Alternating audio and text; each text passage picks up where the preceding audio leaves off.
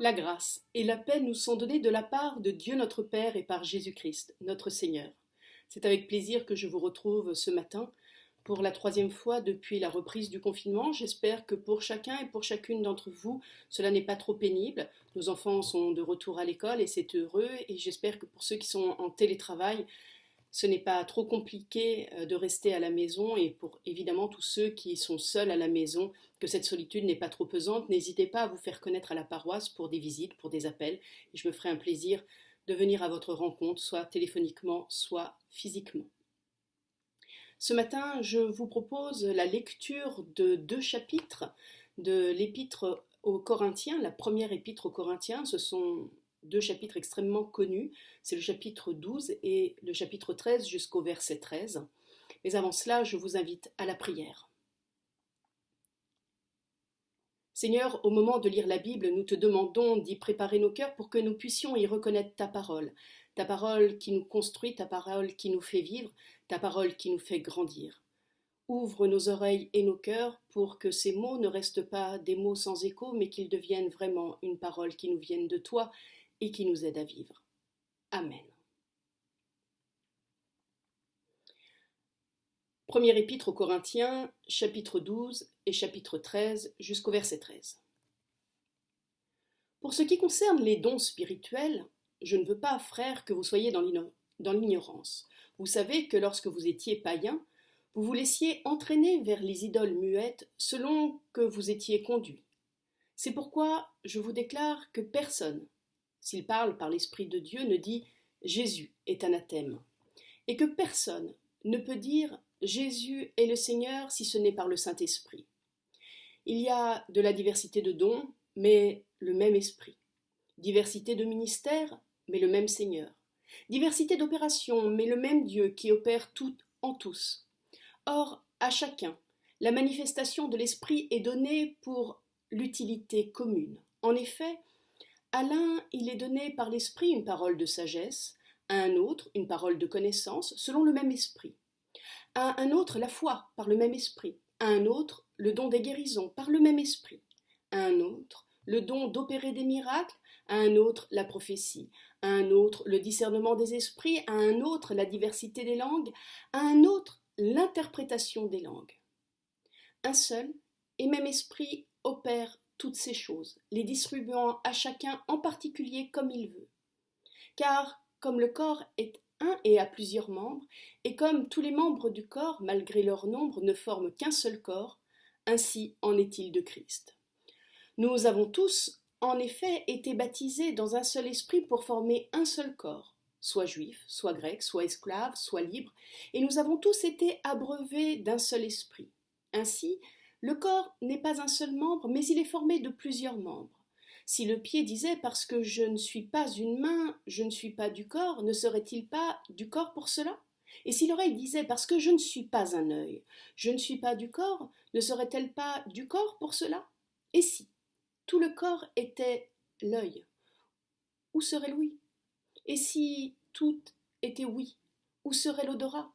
Maintenant, Dieu a placé chacun de ses membres dans le corps comme il a voulu. Si tous étaient un seul membre, où serait le corps ? Maintenant donc, il y a plusieurs membres et un seul corps. L'œil ne peut pas dire à la main « je n'ai pas besoin de toi », ni la tête aux pieds « je n'ai pas besoin de vous ». Mais bien plutôt, les membres du corps qui paraissaient être plus faibles sont nécessaires. Et ceux que nous estimions être les moins honorables du corps, nous les entourons d'un regard d'un plus grand honneur. Ainsi, nos membres les moins honnêtes reçoivent le plus grand honneur, tandis que ceux qui sont honnêtes n'en ont pas besoin. Dieu a dispensé le corps de manière à donner le plus d'honneur à ceux qui en manquaient, afin qu'il n'y ait pas de division dans le corps, mais que les membres aient également soin les uns des autres.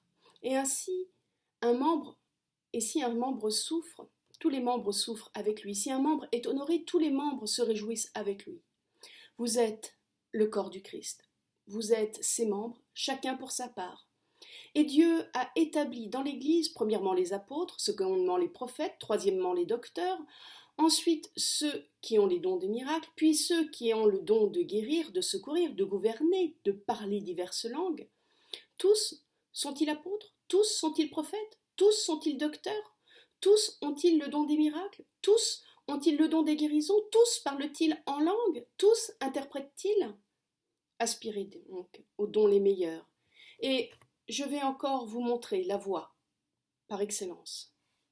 Quand je parlerai les langues des hommes et des anges, si je n'ai pas l'amour, je serai un airain qui résonne ou une cymbale qui retentit.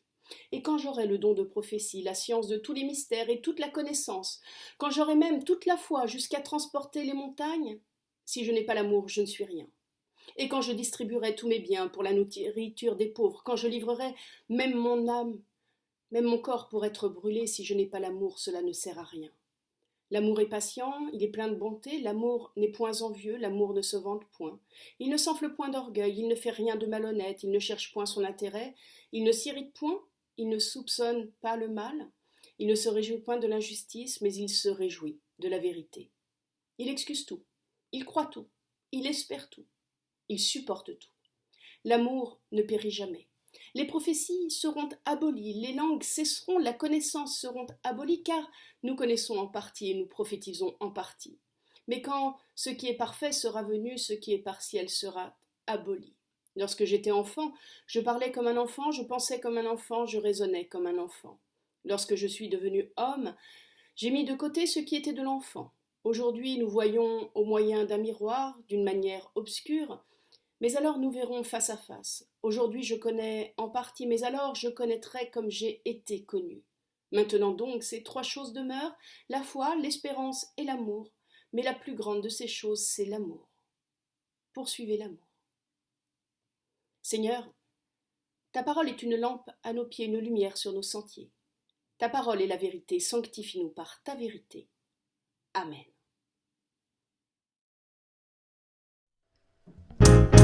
Ensemble nous pouvons chanter, ensemble nous pouvons prier,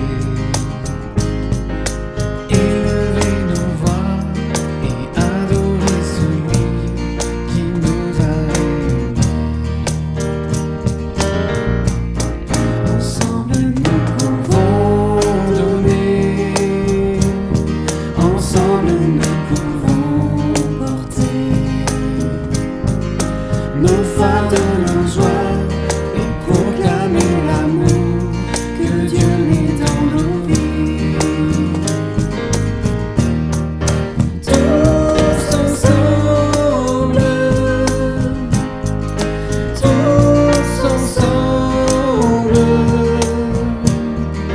nous pouvons montrer son amour au monde entier. Ensemble nous pouvons chanter, ensemble nous pouvons prier, élever nos voix et adorer celui qui nous a réunis.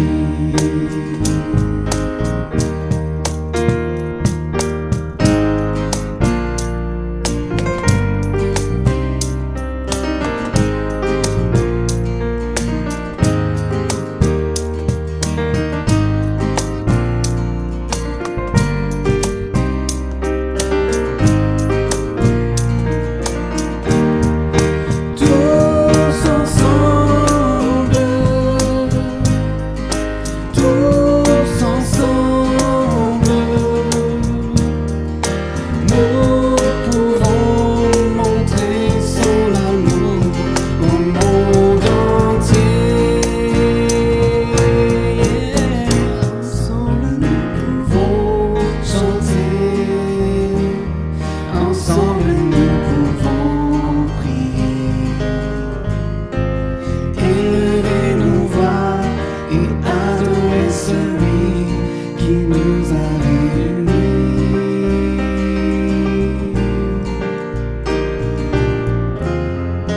Élever nos voix et adorer celui qui nous a réunis.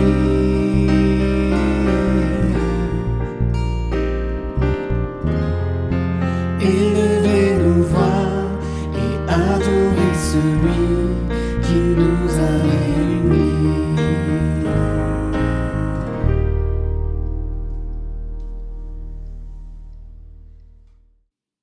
Chers frères et sœurs, qu'est-ce qui vous unit en une église ? C'est une question qui revient souvent, et même si chacun pense ce qu'il veut, qu'est-ce qui rassemble les personnes qui y viennent ? Qu'est-ce qui vous unit en église ? Cette interrogation rejoint celle de personnes qui découvrent la foi chrétienne et qui nous demandent « Qu'est-ce que je pourrais lire, par exemple, qui me donne une idée de ce que vous, les chrétiens, ce que vous, les protestants, vous croyez ?» Ce à quoi je réponds évidemment, vous pouvez lire la Bible et vous faire votre propre opinion. Et prier comme vous l'entendez, venir quand vous voulez au temple et au culte, et nous serons toujours contents de vous y accueillir. Au fond, qu'est-ce qui nous unit ? Et ce quelque chose qui nous rassemble, quelle liberté laisse-t-il à l'individu ? Comment est-ce que cela nous aide, ou encore comment est-ce que cela nous contraint ? Alors, pour y réfléchir, je vous propose de nourrir notre réflexion de cette lecture, évidemment, de ces 2 chapitres de la première épître de Paul à l'église de Corinthe. Cette église dans laquelle se posait de façon extrêmement brûlante cette question à la fois de la liberté et à la fois la question de l'unité dans l'église. Notre église est un club de personnes qui ont, on le sait, des convictions assez diverses, surtout des itinéraires particuliers, des personnes qui habitent des quartiers, des villes, voire des pays, et qui se fréquentent pas tellement souvent. Ils ont cependant quelque chose en commun, mais qu'est-ce qui peut unir des personnes si différentes ? C'est une recherche évidemment de Dieu qui nous unit, c'est un intérêt pour la Bible et en particulier pour cette personne qu'est Jésus-Christ, ce qu'il a dit mais aussi ce qu'il a vécu. Et ce qui nous unit, c'est le fait de ne pas chercher seulement Dieu tout seul, mais aussi un peu de chercher avec les autres dans, évidemment, la liberté et dans le respect.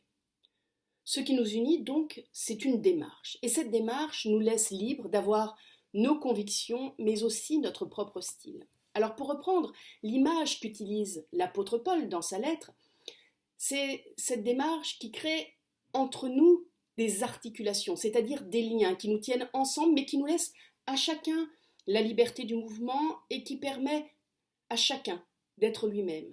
Et c'est cette démarche qui crée aussi des articulations en chaque personne entre les différentes dimensions de notre existence concrète, entre le moi qui prie, le moi qui mange, le moi qui travaille, ou qui est avec mon ami, mon conjoint, ou qui est celui qui est de l'ordre de l'homme qui est heureux ou de l'homme qui se désespère. Chacun de nous est également tout un peuple de personnes et il est bon de prendre le temps de l'articuler. L'unité, c'est une démarche. C'est exact qu'un bel ensemble de croyances et de pratiques communes peut être bien évidemment pour unir un ensemble de personnes, mais les liens que forme un ensemble de convictions est bien moins souple et vivant que les liens formés par ce que je voudrais appeler une démarche commune. Un ensemble de croyances, comme on pourrait le symboliser par un parc de bébés qui va l'aider à se lever sur ses petites jambes et ça lui laisse une certaine liberté tout en le protégeant des bêtises qu'il pourrait être amené à faire. Alors je ne me moque pas, je ne critique pas, il faut bien un certain nombre de convictions, mais ni trop, ni trop peu. Paul, dans cette lettre aux Corinthiens, dit qu'il suffit d'avoir en commun cette seule conviction commune. Jésus-Christ est le Seigneur. Et la seule conviction qui fait qu'il serait difficile de se prétendre chrétien serait de dire rien à faire de Jésus-Christ. Alors évidemment, entre Jésus-Christ est le Seigneur et rien à faire de Jésus-Christ, cela laisse de la marge. Paul se réjouit de la diversité des théologies et de services dans la communauté chrétienne de Corinthe. Cette diversité manifeste la vitalité de l'esprit en chacun et cela ne nuit pas nécessairement à l'unité, au contraire, c'est présenté comme une chance. Nous avons donc des croyances qui nous unissent dans l'Église, mais elles forment un ensemble volontairement restreint. Dieu, la Bible et le Christ, et avec une grande diversité de façons de les considérer en réalité. Même pour Dieu, il y a des conceptions et des relations avec lui qui sont très diverses entre chacun de nous. Et c'est non seulement pas gênant, mais c'est en plus très bien. La diversité de théologie n'est pas un scandale, elle est la conséquence naturelle de l'authenticité de la relation personnelle à Dieu que nous avons chacun et chacune. La diversité de confessions de foi est même précieuse car elle nous rappelle qu'aucune confession de foi n'est parfaitement fidèle et même si elle l'était, elle ne dirait pas Dieu dans tous ses aspects bien sûr. La diversité de nos théologies, au contraire, nous encourage ainsi à poursuivre le chemin et à le poursuivre dans l'humilité et bien sûr dans le dialogue.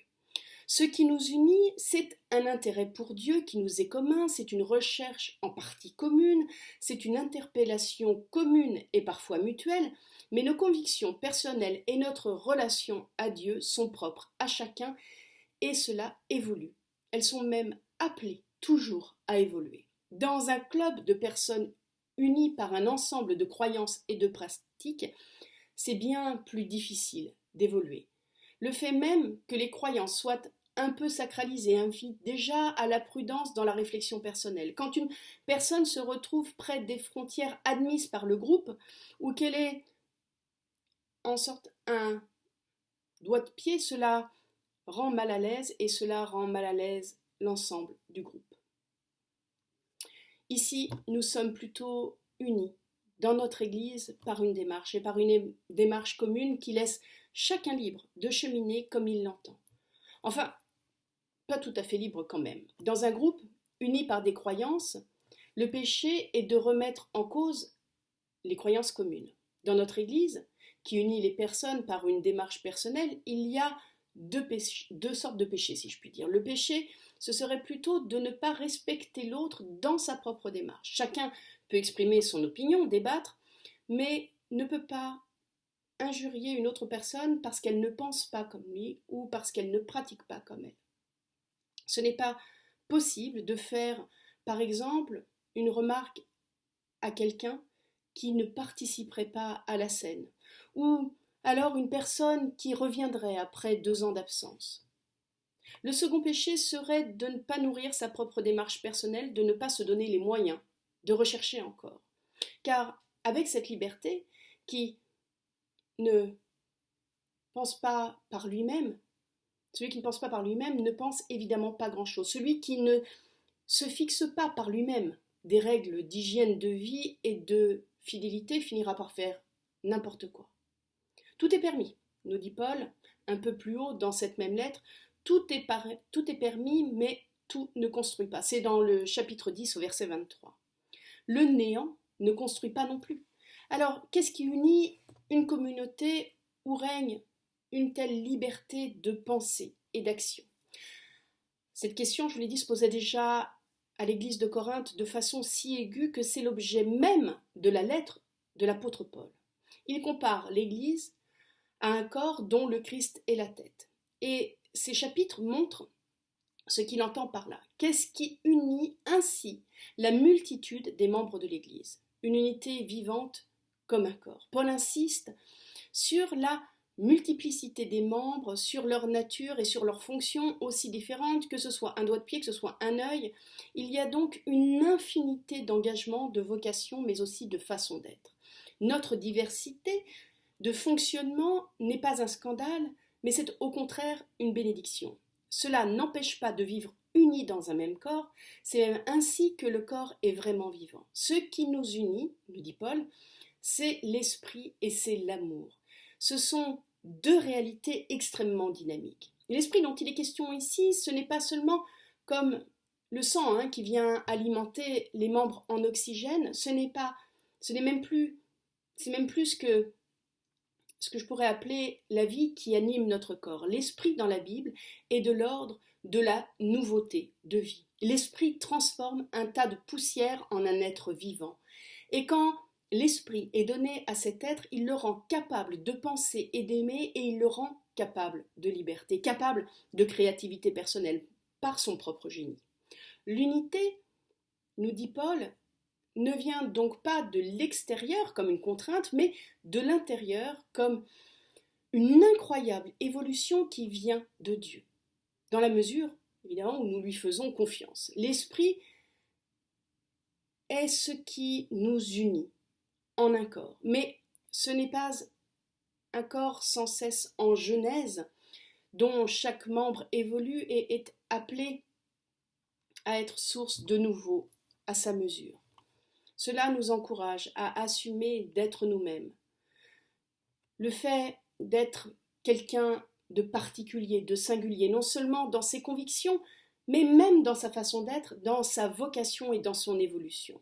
Tout cela n'est pas contraire à l'unité, mais c'est une bénédiction pour chacun des membres et pour son ensemble. La condition quand même, et ce n'est pas un détail, que ce pétillement de vie ne vienne pas de n'importe où, mais vienne de Dieu, plus précisément qu'il vienne de l'interaction entre la vie de Dieu et la nôtre. Mais pour que cela soit vrai, c'est très simple en fait, car Dieu ne demande pas mieux que de nous donner l'esprit, et quiconque cherche Dieu peut sincèrement s'ouvrir à lui et le reçoit. Nous sommes donc unis par une démarche, mais cette démarche ouvre à l'Esprit de Dieu. Cela tisse des liens, alors des liens qui viennent de lui, qui viennent de nous, mais aussi qui viennent des autres, non seulement évidemment dans notre Église, mais aussi avec nos voisins, avec nos collègues. L'autre réalité principale que Paul met en avant pour cette Église en mal d'unité, c'est l'amour. Une certaine forme d'amour qui unit les personnes dans une authentique bienveillance. Cet amour, nous dit Paul, est un cheminement. C'est une vie qui s'élance, qui court en avant et qui nous invite à poursuivre. Cet amour que Dieu nous recherche inlassablement. Cette recherche éveille en nous des résonances profondes qui nous invitent à nous-mêmes le chercher et qui éveille en nous des connexions mystérieuses avec quelques autres personnes qui nous sont confiées et à qui nous sommes confiés parfois pour un instant, parfois pour un seul geste. Dans cet hymne d'amour, Paul relativise les fondamentaux de l'Église chrétienne face à cette vie même de Dieu. C'est à mon avis essentiel. Oui, la réflexion, la solidarité et la foi sont essentielles dans notre religion. Mais ce ne sont pas des réalités immuables, elles doivent absolument être un cheminement, elles doivent être animées par cette recherche de cette dynamique fondamentale qu'est l'amour au sens où Dieu nous donne de le vivre. Et c'est bien normal, notre réflexion, notre service et notre foi sont en cela comme nous-mêmes, comme chacun de nous, comme notre Église et notre société, appelés à être en évolution par l'Esprit de Dieu. Notre foi doit être sans cesse recherche aimante et non une raideur qui s'arc-boute sur des certitudes. Nos actes de solidarité doivent être une recherche aimante de l'autre, une recherche sans cesse en évolution. Notre réflexion doit être une recherche aimante de Dieu d'abord. Et il y en a assez des théologies figées, des dogmes éternels qui nous parquent comme des veaux dans une étable. Dieu est un amour puissant qui nous cherche. Nous pouvons donc nous lancer sans crainte, avec confiance. Nous pouvons avoir notre point de vue personnel toujours humblement, mais délibérément, avec conviction. Mais cette part de doute et d'humilité qui s'apprête à évoluer encore et qui cherche doit être présente. Cette sincérité laisse les meilleures chances à Dieu pour nous aider à cheminer au mieux. Ce qui nous unit dans l'Église, c'est d'abord que nous cherchons tous Dieu d'abord, mais aussi que nous cherchons en partie avec d'autres personnes. Il y a là un geste d'humilité, mais aussi un geste d'humanité. Il y a une reconnaissance que nous ne sommes pas individuellement la totalité du Christ, mais que nous sommes faits pour nous compléter, nous soutenir les uns les autres. Et c'est utile pour que tous, et n'ayons pas une seule et même façon de penser, mais que nous puissions l'inscrire dans une démarche physique, concrète, comme celle que nous avons fait en prenant le temps d'écouter la parole de Dieu, de nous retrouver pour un temps de culte. Sous le souffle de l'Esprit, notre élan de recherche et d'évolution est une recherche de Dieu, c'est une recherche avec les autres, une recherche aussi, et c'est important, des autres. Cet élan est enfin une recherche de soi-même, car ce corps que l'Esprit unifie, c'est aussi nous-mêmes, individuellement. C'est nous-mêmes qui nous apprend à aimer, pour mieux aimer les autres et pour aimer Dieu. Il nous aide à articuler ensemble l'animal que nous sommes et l'ange que nous sommes appelés à être. Il nous aide à articuler ces différentes facettes de notre personnalité et nos différentes fonctions dans le monde. Et c'est important de construire l'unité, car c'est quand nous serons en forme nous-mêmes que nous serons bien dans le corps, que c'est quand l'œil voit bien, c'est quand le pied marche bien, que le genou est souple, que nous pouvons marcher d'un bon pas et sans fatigue. Amen.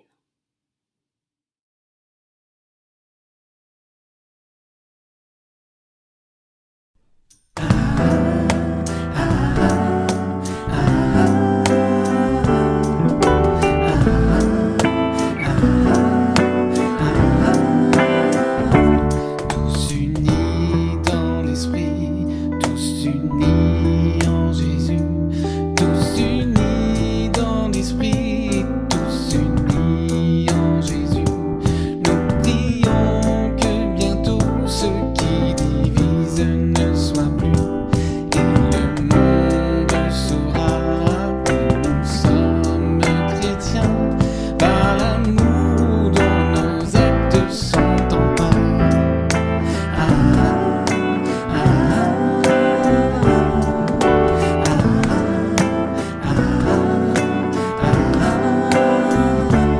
Nous marchons côte à côte et la main dans la main. Nous marchons côte à côte et la main dans la main. À la table du roi, nous partageons le même pain. Et le monde saura que nous sommes chrétiens par l'amour dont nos actes sont empreints.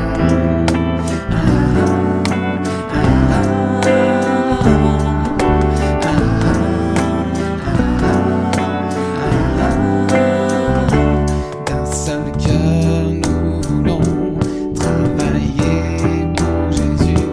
D'un seul cœur nous voulons travailler pour Jésus. Proclamer à tout homme qui nous offre le salut. Et le monde saura que nous sommes chrétiens par l'amour dont nos actes sont empreints.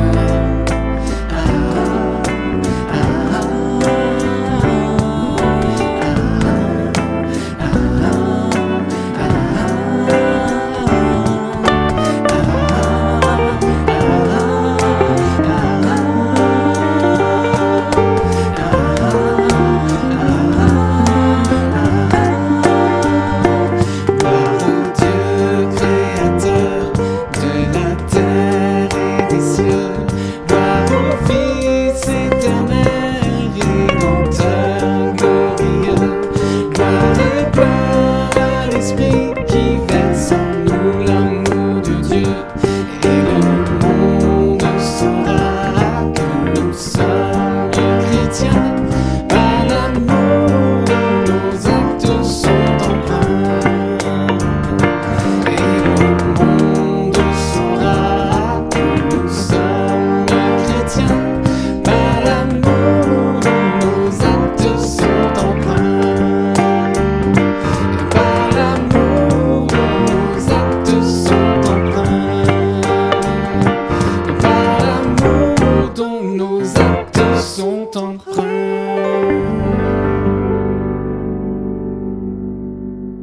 Je vous invite à la prière. Seigneur, tu as voulu que nous soyons plusieurs membres d'un seul corps.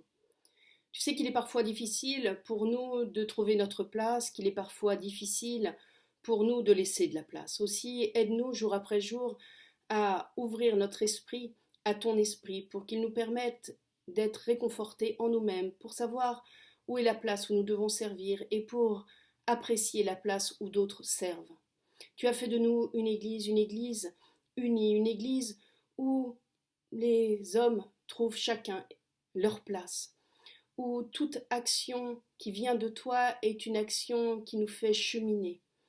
Seigneur, permets-nous de vivre de ce cheminement, permets-nous d'ouvrir ce cheminement à d'autres, de montrer que cette unité qui est la nôtre ne fait pas de nous un club fermé, mais une vie ouverte à chacun et à chacune qui a envie de s'ouvrir à lui-même. Seigneur, nous t'en prions, donne-nous ton amour pour que nous puissions à notre tour être des porteurs d'amour pour le monde. Aide-nous à être des témoins de ton amour auprès de toutes les personnes que nous rencontrons. Être les témoins de ton amour pour tous ceux qui te cherchent et pour tous ceux qui ne te cherchent pas encore. Seigneur, donne-nous d'être des êtres de compassion et d'amour, capables de voir en chacun une partie du membre qui forme ton corps. Seigneur, nous voulons te remettre le monde tel qu'il est, avec ses interrogations, avec ses souffrances, avec ses peurs. Nous voulons te remettre les savants qui cherchent toujours une issue à cette pandémie. Nous voulons te remettre les gouvernements qui cherchent au mieux à nous guider dans cette période sombre et à nous protéger les uns et les autres. Seigneur, garde-nous ouverts pour cette protection qui nous est offerte de l'extérieur et aide-nous à ne pas voir un enfermement là où on cherche à nous préserver. Seigneur, par ta parole, nous trouvons la liberté et nous restons libres. Nous resterons, grâce à toi, toujours libres en nous-mêmes. Aussi, guide-nous vers ta parole pour qu'elle nous nourrisse jour après jour. Et d'un même cœur et d'une même foi, nous voulons te dire cette prière que Jésus nous a enseignée. Notre Père, qui es aux cieux, que ton nom soit sanctifié, que ton règne vienne, que ta volonté soit faite sur la terre comme au ciel. Donne-nous aujourd'hui notre pain de ce jour. Pardonne-nous nos offenses comme nous pardonnons aussi à ceux qui nous ont offensés. Et ne nous laisse pas entrer en tentation, mais délivre-nous du mal. Car c'est à toi qu'appartiennent le règne, la puissance et la gloire pour les siècles des siècles. Amen.